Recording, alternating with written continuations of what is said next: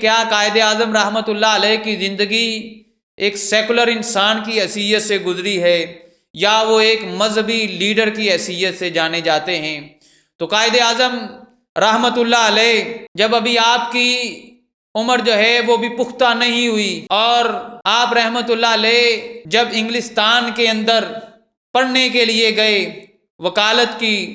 Degree حاصل کرنے کے لیے گئے، 2 یونیورسٹیوں میں سے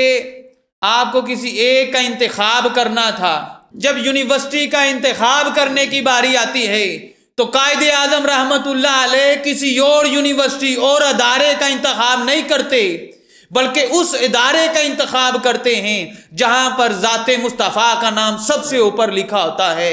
یہ اس بات کی طرف اشارہ کرتا ہے کہ آپ کوئی سیکولر آدمی نہیں تھے، ایک مذہبی آدمی ہیں۔ جب آپ نے وہ ڈگری وکالت کی مکمل کر لی انگلستان سے، تو وہاں پر آپ رحمۃ اللہ علیہ نے ڈرامیٹک کلب کے اندر شمولیت اختیار کر لی اور اس کلب والوں نے آپ کو چیک پہلے ہی لکھ کر دے دیا۔ جب اس ڈرامیٹک کلب کے اندر آپ رحمۃ اللہ علیہ نے شمولیت اختیار کر لی تو اس کے اوپر ایک ڈرامے کا سین تھا کہ جس کے اندر ایک غیر مسلم عورت کے منہ کے اوپر، چہرے کے اوپر بوسہ لینا تھا۔ تو قائد اعظم رحمۃ اللہ علیہ نے یہ کہہ کر اس کا انکار کر دیا کہ ہمارے مذہب کے اندر کسی غیر عورت کو چھونا حرام ہے، بوسہ لینا تو درکنار،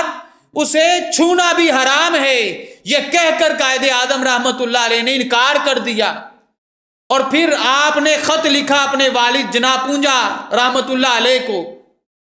کہ میں نے یہاں پر ڈرامیٹک کلب کے اندر جگہ لی ہے اور وہاں پر میں نے شمولیت اختیار کر لی ہے۔ تو آپ کے والد نے فوری خط کا جواب دیا اور کہا بیٹا یہ اسلام کے اندر حرام ہے، سختی سے منع کیا اور کہا کہ تم آگے اپنی تعلیم کو جاری رکھو، ڈرامیٹک کلب سے جو ہے وہ ریزائن کرو۔ قائد اعظم رحمۃ اللہ علیہ نے یہ کہہ کر کہ اسلام ہمارا دین ہے